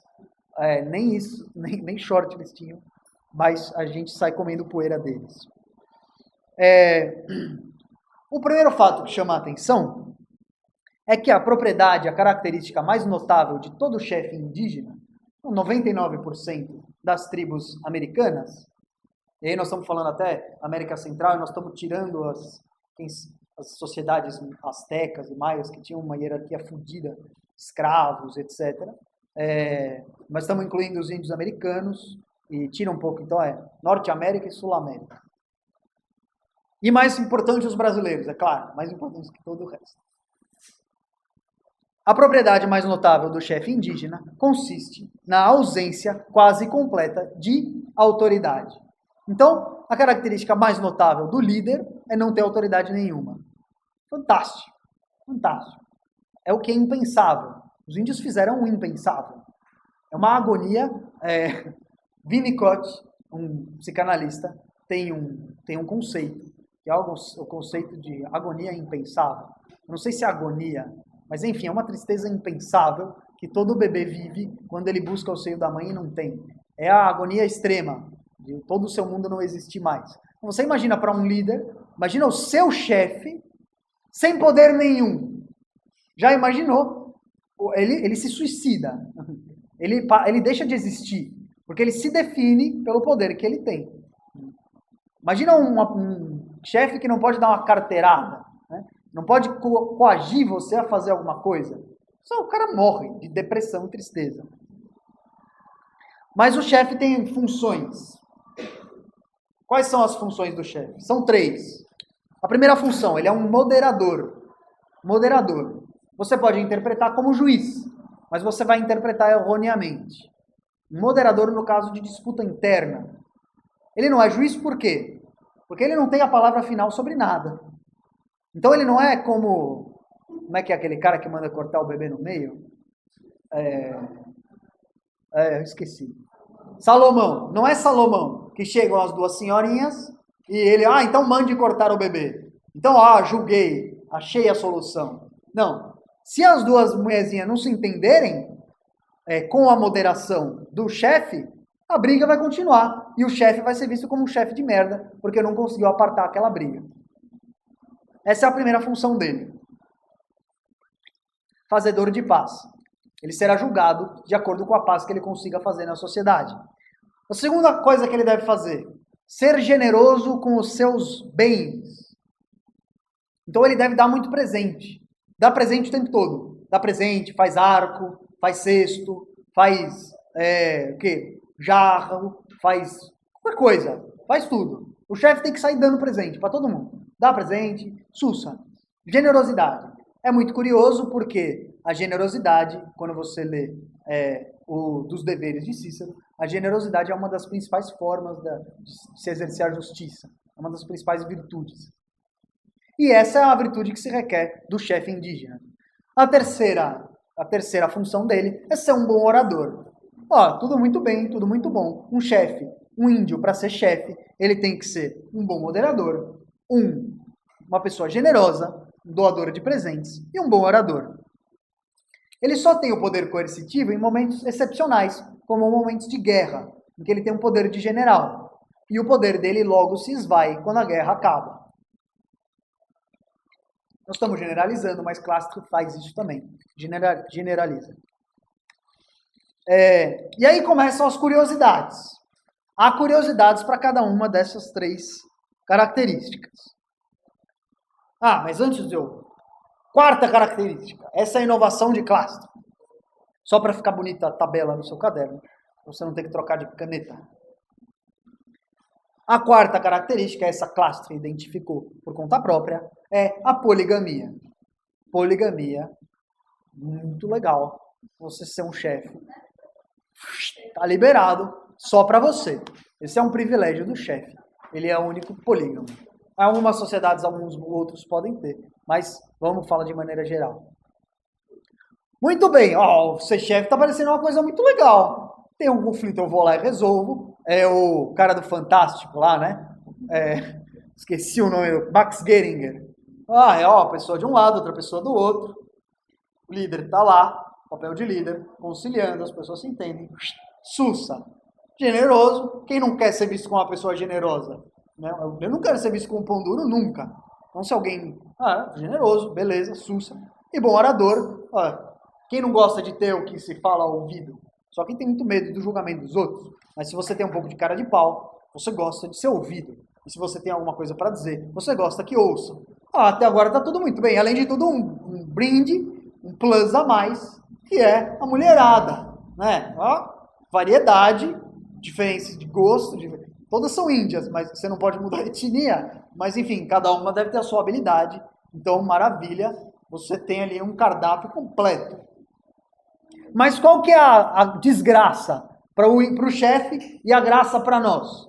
É que seu moderador não tem tanta graça, porque afinal de contas, o papel dele é fazer com que os outros dois se entendam. A palavra dele não vale porra nenhuma. E se ele não conseguir fazer os dois se entenderem, o que é sempre muito difícil, por isso se inventa a figura do juiz, que é uma autoridade, que efetivamente vai mandar um dos dois engolir o choro.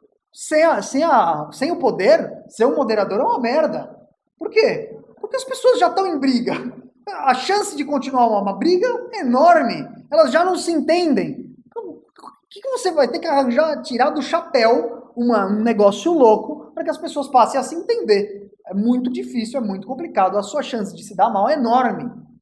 E a generosidade? Clássico vai nos mostrar. É muito curiosa a generosidade. Não é bem assim, todo mundo, a hora que eu quiser eu saio dando presente. Não. Espera-se que você dê presente o tempo todo. Não é uma generosidade. É uma espécie de pilhagem. Não é generosidade. Se você não der presente o tempo todo, se você não for lembrando as pessoas que você é chefe generoso, você vai começar a ser mal visto. E o que acontece quando você é mal visto? Eles ficam com um cara emburrada pra mim. Não é assim. Eles viram as costas pra você. Você passa a ser de um qualquer, você passa a ser um Zé Ninguém mesmo. Eles te abandonam. E te abandonar na selva não é muito divertido. Com onça pintada, né? Jaguatirica, sei lá, bichos, macaco prego, os bichos podem ser violentos. Ser abandonado não é uma coisa muito legal. E o dom da palavra? O dom da palavra, você imagina que o orador ele é respeitado, ele fala as coisas justas, certas, direitas. Não. O dom da palavra também não é bem assim.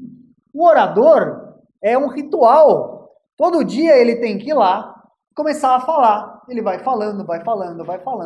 E o que ele fala? Ele fala, nossos antepassados construíram a nossa comida, vamos honrar a nossa terra, vamos honrar a nossa comida. E todo dia ele fala a mesma coisa. Todo dia ele fala coisas similares. É como se fosse um professor, assim. Por quê? Porque ninguém escuta.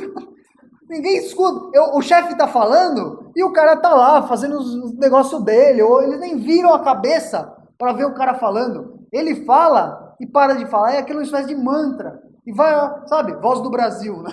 Tem aí todo dia, mas ninguém dá a mínima, né? E aí, tá lá, todo mundo, o cara tá lá, continua cochilando, as mulheres continuam tecendo, fazendo roupa, amamentando, ninguém dá a menor bola pro que o líder tá falando. Logo, a palavra dele não tem valor nenhum, a não ser proteger a tradição, que a tradição já está lá, ele só tem que proteger um ritual. A palavra dele não tem poder de mobilização nenhuma. Não é um político que vira, vamos todos em direção do progresso, o trabalho, para aumentar a renda, conseguir... Não, o contrário disso. Não é o pastor que diz para todo mundo o que fazer. É o contrário disso. É alguém cuja palavra não vale nada. É um mantra, uma espécie de musiquinha que não vale nada.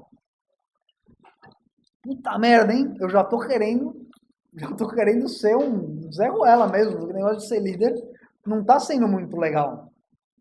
Começou a perceber que o líder não tem poder em nada. Todas as suas atribuições são desatribuições. São atribuições desprovidas delas mesmas. São atribuições que negam a si mesmas. Então, se um líder grego é um grande orador e com isso leva as massas, um líder indígena é um grande orador, mas nada. Mas você falou, peraí, eu até aguento ter que fazer tudo isso se no final do dia eu puder diversificar. Se no fim do dia eu puder dar aquela desopilada legal e, né, maravilha, secar de tanto me locupletar na poligamia. Tudo bem, mas há um porém, asterisco, nota de rodapé. Para os índios, para as tribos, o bem mais valioso de todos, disparado, finalmente eu vou falar uma coisa que vai agradar mais da metade da sala, o bem mais agradável, mais valioso de todos é a mulher. A mulher é o que há de mais valioso.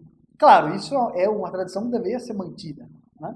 A mulher é o que há de mais valioso na sociedade, é o que há de mais valioso no mundo. As pessoas não percebem, mas os índios têm muito a ensinar para a gente. O que eu estou dizendo? Então, e aí, o fato de você ter acesso a mais de uma mulher te coloca numa posição de desigualdade que você jamais será capaz de equilibrar. Você tem direito a um monte de mulher, você está em dívida com a sociedade. Forever. Você está com o rabo preso até não poder mais. Então isso faz com que você seja ainda mais forçado a ser um bom apaziguador, um bom doador de presentes e um bom mantenedor das palavras. Porque o que a sociedade está te dando é muito mais do que você pode pagar uma vida inteira. Caralho, realmente eles vão amarrando, de maneira que o chefe, ele é uma espécie de bobo da corte da cidade. Ele tem tudo, mas ele não tem nada. Por que ele tem tudo? Porque na história antropológica da fundação das sociedades, uma sociedade se funda a partir de 3 princípios, que é a troca de bens, a troca de palavras e a troca, aqui vou usar o termo chulo, mas enfim, infelizmente é esse, a troca de mulheres, que nós podemos traduzir por relacionamento, formas legítimas de relacionamento. E essas são as 3 atribuições originais do chefe indígena. Ele detém a mais forte atribuição da troca de bens, que é a doação de presentes, mais forte atribuição da troca de palavras, que é não só o dom da oração, como a função de moderador, e ele tem também o maior privilégio de todos quando se fala de mulheres. E isso tudo para ele é muito mais uma maldição do que uma bênção. O líder é uma pessoa que não pode sair do trilho em nenhum momento. Se ele pensa com a sua palavra mover as massas em proveito próprio, ele é abandonado. Se ele pensa em tentar resolver os conflitos por conta própria, ele é abandonado. Se ele pensa que toma conta da mulherada e ele não tem que dar nada em troca por isso, ele é abandonado. Se ele não dá presente, ele é abandonado. Você imagina isso nas lideranças atuais. Eu gosto de me concentrar muito na questão da generosidade. Né? O seu líder hoje ele é considerado generoso se ele te paga um bônus por trabalho executado. Não é verdade? No final do ano tem um bônus e as empresas que fazem isso são consideradas boas empresas para se trabalhar. Agora você imagina você se chegar na casa do seu líder, de acordo com o princípio da generosidade indígena, você entra lá, pega a televisão, no meu caso eu pagaria a televisão, o PlayStation 4 e o que tiver dentro da geladeira. Isso me garante uma semana de jogatina. E ele não vai poder dizer nada, o chefe, se fosse um chefe indígena, não ia poder dizer nada, porque a obrigação dele é prover aos seus liderados, é prover à sua tribo o máximo que ele puder. Você imagina um dono de banco, isso é mais agradável, entra na casa do Jardim Europa, a casa obrigatoriamente deve ficar de porta aberta, todo mundo que quiser entra lá, pega o que quer, e o cara tá fazendo o quê? Ele tá construindo uma mesa, porque o diretor dele pediu, e ele é obrigado a fazer isso, porque ele é o líder, e o líder tem que ser generoso. Oh, que do caralho esse negócio, né? Você vê que poder não coercitivo é fodido. E o que classe vai nos dizer sobre isso? Deixa eu ver onde é que eu parei aqui. Oi. E quem é esse líder? Ele não escolheu isso. Ele foi escolhido. Ele foi escolhido. Mas assim, é uma posição de destaque, é uma posição de distinção, porque ele é o porta-voz da tribo, ele tem umas atribuições, sem falar que o fato de poder agarrar a mulherada é um fato que todos desejam. Todos os índios invejam o líder, todos querem ser. Olha, eu arrisco mesmo. Não é na vida de um homem não é um simples fato. Porque como nós dissemos, não é que é um simples fato, porque a mulher o homem, no final dos contos, é verdade, o homem sem a mulher não é ninguém. E os índios perceberam isso. E eles, quanto mais o melhor a perspectiva. Porque o trauma é que nós, hoje, lidamos muito bem com o trauma da castração. E com o trauma, isso é um trauma na vida de todo mundo. Leia Eros e Civilização e leia O Mal-Estar na Civilização. Nós todos fomos educados a mobilizar a nossa libido para outras coisas que não sejam sexo. Quando você tem muito tempo ocioso, você é muito mais livre sexualmente. As culturas cuja sexualidade é mais livre que a nossa, elas são culturas que aceitam a poligamia. Não poligamia porque isso é um termo machista, mas o fato de você poder namorar com mais de uma pessoa, etc.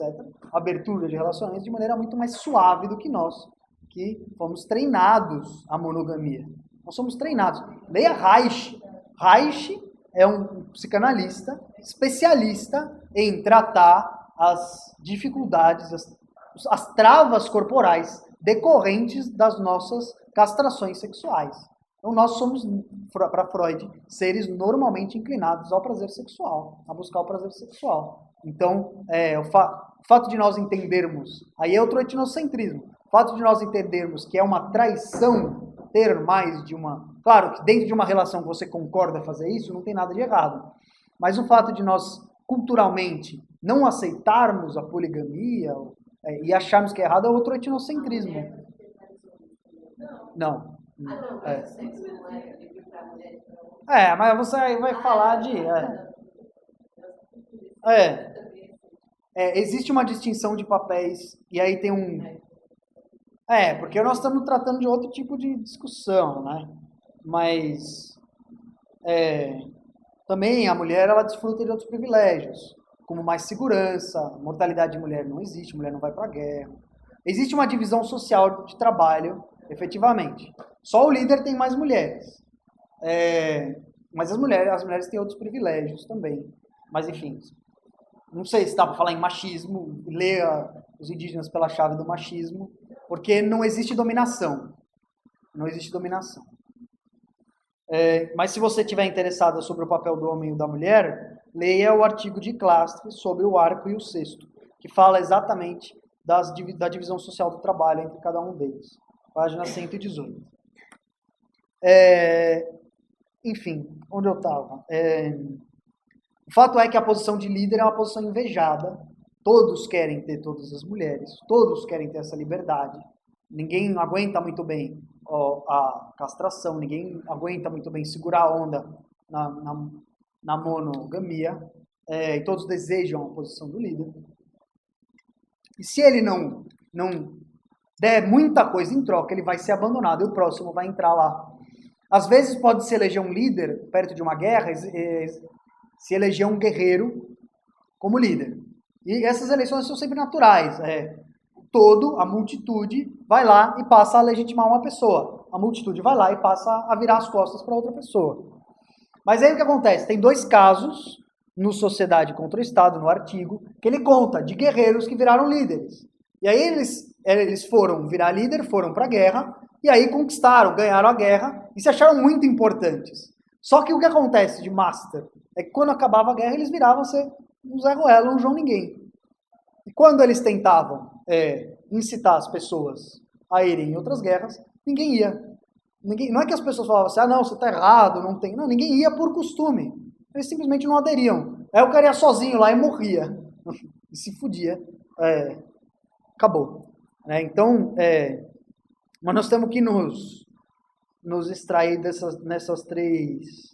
nesses três quesitos, porque o que Clastre está nos dizendo, e aqui que é a virada dele, que essas sociedades, essa forma de poder, isso aqui é forma de poder, só que é uma forma de poder invertida. Quem que manda em quem? Quem é que toma conta do pedaço? É a sociedade, é o todo. Né? O todo é o importante. O todo define as regras do jogo. E não é uma pessoa, não é um grupo, não é um consenso, é simplesmente a cultura do todo. E essa cultura, e aí, inveja master dos índios, essa cultura foi capaz de perceber que a palavra, que poder, que a coerção são as maiores mazelas que uma sociedade pode querer para si mesma. Essas sociedades perceberam que dar o poder a uma pessoa, dar o poder a algumas, ou dar o poder a muitas, é a própria ruína da liberdade, é a própria ruína da felicidade, é a própria ruína da sociedade. Então, culturalmente, elas construíram uma forma de poder que não é não poder, que não é não Estado, mas que é sim uma negação do poder, uma negação do Estado, uma negação da dominação, uma negação da coerção.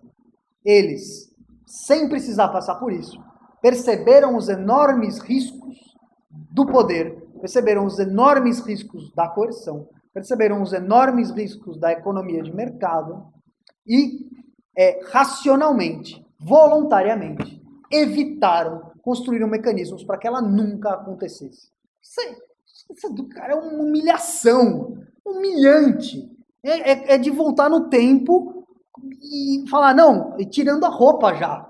No espelho, joga fora espelho, joga fora machado. Eu tô aqui, é nós, meu.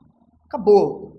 Nós nos achamos tão evoluídos, tão elevados, tão importantes, ficamos humilhados ao perceber como os nossos antepassados de terra, de continente, de território, eram muito superiores a nós no que tange à dominação e à questão da liberdade. Nós, até hoje, podemos discutir, vamos discutir na aula de liberdade, até que ponto somos livres. Os índios nem pensam em liberdade, são seres 100% livres. Não tem dominação, não tem ordem, não tem nada. Tem a cultura, tem a tradição, tem as regras tácitas da sobrevivência. E essas regras são as regras que negam a dominação, que negam a coerção, negam o poder, negam o Estado. Por isso, o livro chama-se Sociedade contra o Estado. A sabedoria dos nossos índios, que bota no chinelo, olha, de bater palma, que é uma sociedade extremamente mais avançada que nós, em quesitos que nós até hoje não sabemos como conquistar. E o poder punitivo? Tem um artigo, as punições são todas coletivas, mas é muito raro que um índio cometa atos infracionais muito graves, é muito raro, porque existe, olha, tem aqui o da tortura, que fala sobre isso, do um sem o múltiplo também acho que fala. Mas assim, a principal punição é o exílio. E é uma punição tão forte que ninguém está disposto a correr fora das regras do jogo. E eles não têm cadeia, não tem nada disso. Quando tem, sabe, deixa o cara isolado, uma coisa muito, muito mais light do que hoje em dia, Por quê? Porque não tem muita motivação para crime, né? Quando você vive numa sociedade de abundância, você não tem por que se revoltar, você é uma sociedade pacífica. Então, não acontece muito. Esse é um fenômeno da sociedade coercitiva, né? Mas assim, a principal punição é mesmo... o que acontece é que você pode ser banido de uma... Se você comete um crime muito grave, como, por exemplo, matar alguém, matar o líder, tal, você é banido, e aí você entra em outra tribo, mas você entra sem direito nenhum. Então, no Arco e o Sexto tem isso. Se você é um homem, você só vai ser admitido em outra tribo sem nenhuma atribuição do homem. Você não pode caçar, você não pode pescar, então você perde a sua humanidade. São punições bem legais, bem divertidas, assim, porque elas realmente inibem o comportamento criminoso. Mas não existe essa ideia de crime, existe só uma pessoa que não se adequou mais, é uma pessoa que parou de fazer parte dessa cultura porque agrediu-a de forma muito grave. Então, essa é a sociedade sem Estado. Nós que estudamos a evolução do Estado, percebemos agora que talvez estivéssemos melhores se tivéssemos vivido entre os Nambiquaras ou os Tupi-Guarani em 1450 ou 1300, antes de chegarem aqui os portugueses. Seríamos pessoas felizes e desfrutaríamos do ócio, 5 frutas por dia, sossegado, na rede. Hoje, para você comer 5 frutas por dia, você tem que trabalhar até de madrugada, então você morre de estresse. Eu morri de estresse, mas com as vitaminas, olha, niveladas. Grande merda. Realmente, viver numa sociedade coercitiva é a nossa sina, pelo menos hoje. Oi.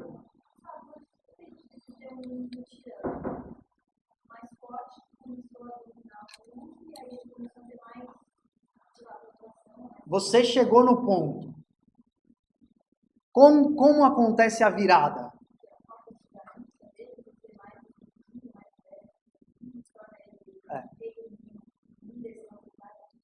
Esse é o ponto de interrogação que Clastres nunca conseguiu resolver.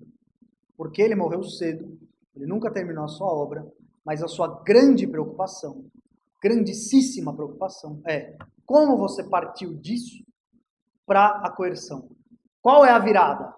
Que é o grande problema. Qual é a virada? Ele achou, algumas pessoas acham, que a chegada dos portugueses impediu que a virada acontecesse. A chegada dos europeus. Estava acontecendo a virada e a chegada foi um trauma, dirimiu essas sociedades e impediu que a chegada acontecesse. Clastres tem uma intuição que é a seguinte, mas essa intuição nunca foi comprovada, ele mesmo não dá fé, mas é um fato que aconteceu, principalmente com a tribo, acho que é dos Tupi-Guarani. Essa cultura dos índios acabou por se traduzir ao longo do tempo em um medo específico. E esse medo é o medo do um. Esse medo é o medo do um. Ele ficou traduzido como o medo do um. O medo do um é justamente o medo do poder coercitivo. E começaram a surgir discursos religiosos, com líderes religiosos, que evocavam os índios, através da palavra, a irem buscar a Terra Santa, para fugir da dominação do um, porque na Terra Santa ela nunca vai acontecer, na Terra Pura ela nunca vai acontecer. E essas pessoas eram capazes de mobilizar verdadeiras massas de índios em busca da Terra Santa. Mesmo que inocentemente, mesmo que ainda a partir da mesma mentalidade, essas pessoas violaram a proteção da palavra, a proteção que as tribos indígenas geraram à palavra. A palavra, que é, na nossa sociedade, inclusive, a principal manifestação do poder, quem tem a palavra tem o poder. Se você já foi em reunião de empresa, quem fala, quem interrompe os outros é quem tem mais poder. Vai o estagiário interromper o diretor. Beleza, ele dura, se bobear, nem até o fim da reunião. Quem tem a palavra tem o poder.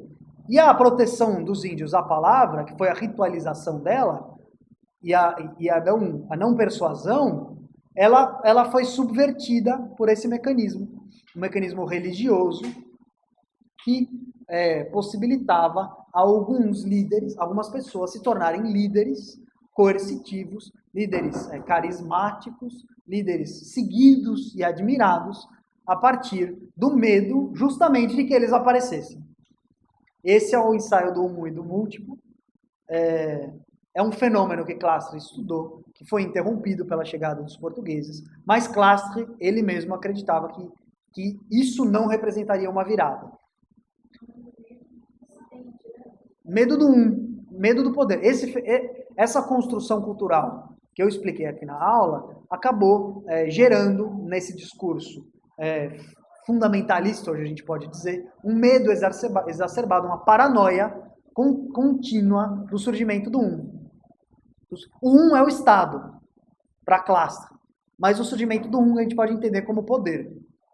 E aí, esse medo acabou gerando um discurso muito mais forte do que a palavra deveria ser, e essas massas foram levadas. Não sei se eu acho isso daqui aqui, mas está no do um e do múltiplo, e está no Sociedade contra o Estado mais resumidamente, mas eu não vou achar. Realmente não vou achar. Olha só. Não. Não achei mesmo. Tem uma frase que você pode anotar, é uma espécie de frase motivacional de Clastres, que é a seguinte: é sempre pela força que os homens trabalham além das suas necessidades. Isso é muito legal porque é uma espécie de definição da essência da nossa vida. Toda vez que você estiver trabalhando além, em nome da necessidade de outro, saiba que é por força, não é por nobreza. Isso para Clastres. Bom, é isso. Você você é uma clastriana intuitiva? Essa é a grande pergunta que ele ficou por responder. E a virada? Quando acontece? Esse é o grande mistério na cabeça dele. Porque em algum momento acontece.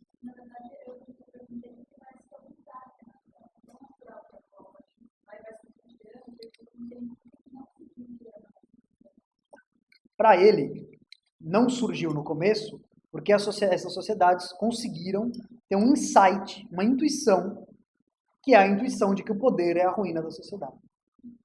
Então eles tiveram uma intuição que os levou a um comunitarismo. Isso talvez seja levado, aí a Assunção, inferência minha, por viverem em um continente que é extremamente abundante.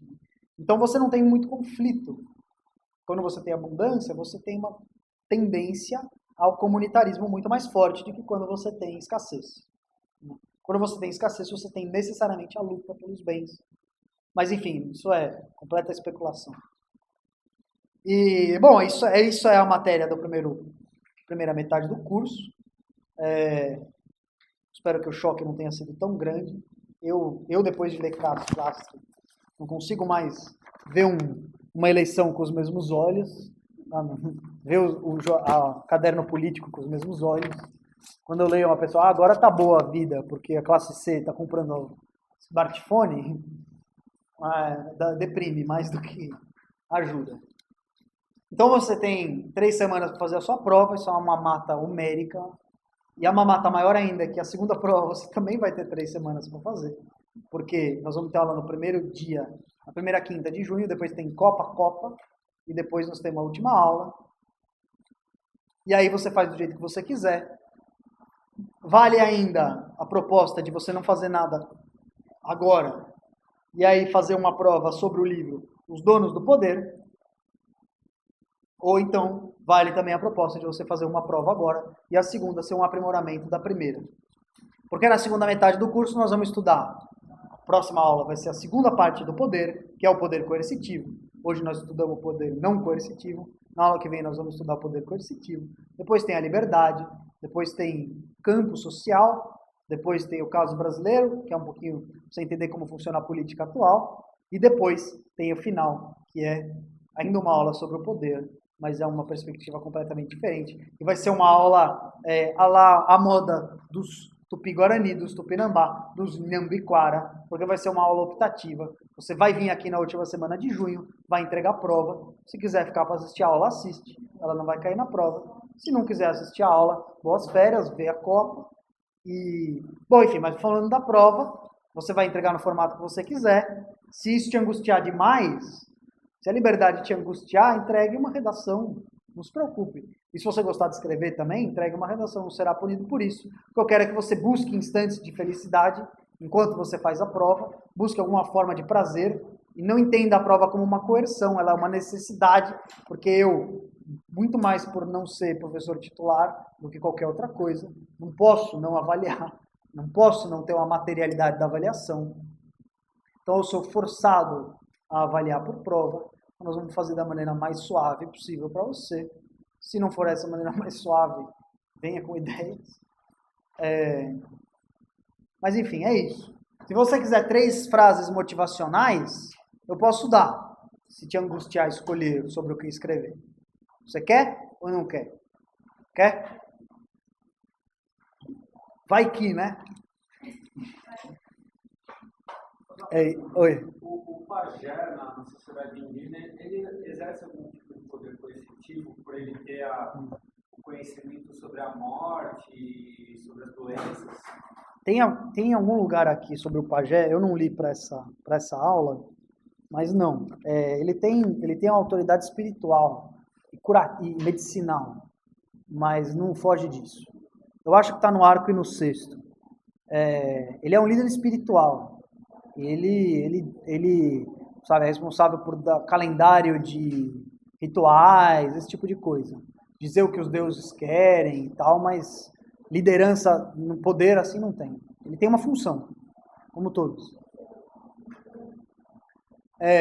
Mas ele geralmente é a pessoa que sabe melhor qual a melhor erva. Inclusive, Clastre fala que quando os europeus chegaram aqui, os índios eram extremamente mais eficientes em catalogar as plantas medicinais e as suas propriedades do que os europeus foram em toda a sua história. Então, medicinalmente, eles eram muito mais avançados. E hoje em dia há equipes aí de tudo que é farmacêutica aí explorando as nossas matas e ganhando propriedade intelectual sobre as nossas plantas. Se tivessem dado mais ouvidos aos pajés, quem sabe seríamos hoje uma potência econômica. Mas enfim. 3 questões, 3 frases para te motivar. Não há social sem poder. Poder. Frase sobre a aula de hoje. E aí, feel free. Vai embora, entendeu? Pega isso daí e vai embora. Outra frase.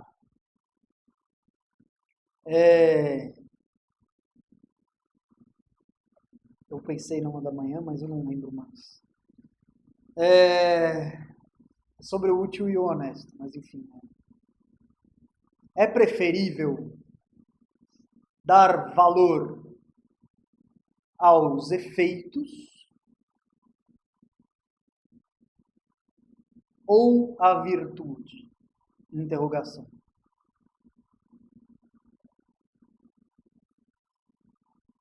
E a outra é um termo grego que se pronuncia da seguinte maneira: ananke stenai. E se escreve assim mesmo, com K. Ananke, com N, stenai. Eu vou só conferir aqui. Quer dizer, é preciso chegar em algum lugar. Ele abre aqui ao Wi-Fi, né? Eu vou carregar de novo. O que isso quer dizer? Na teoria... falei certo, hein? Ananke stenai. Isso quer dizer que é preciso chegar à origem de todas as causas. O que isso quer dizer? Se um efeito tem uma causa, essa causa tem uma causa, essa causa tem uma causa, essa causa tem uma causa, essa causa tem uma causa. Se nós não pararmos, é preciso parar em algum lugar, ananke stenai. Se nós não pararmos, nós nunca saberemos qual é a primeira causa. Então, Nós podemos traduzir isso como é preciso parar em algum lugar ou é preciso começar em algum lugar. Então, a deixa está dada nessa aula, com essa motivação você discute as origens.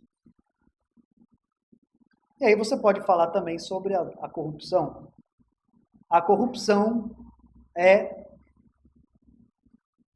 como é que é? O fim do Estado. Não, o fim do Estado não é boa.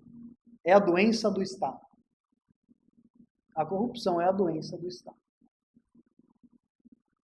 Aí você, não, mas eu quero falar só de Cícero, só disso. Não falem. Ah, mas eu quero falar só de Políbio. Não fale. Fale bem, mas fale. Vou desenhar o mito da caverna. Sussa. Eu vou fazer uma dança. Dance o mito da caverna. Grava, tem que gravar, porque ficaria muito estranho se você fizesse uma private dance. Isso teria um duplo sentido perigoso. Então, é isso aí, dia 8 de maio nós nos vemos, quando você assinará prazerosamente 4 aulas direto na lista, porque eu esqueci 3 vezes seguidas. Tenho.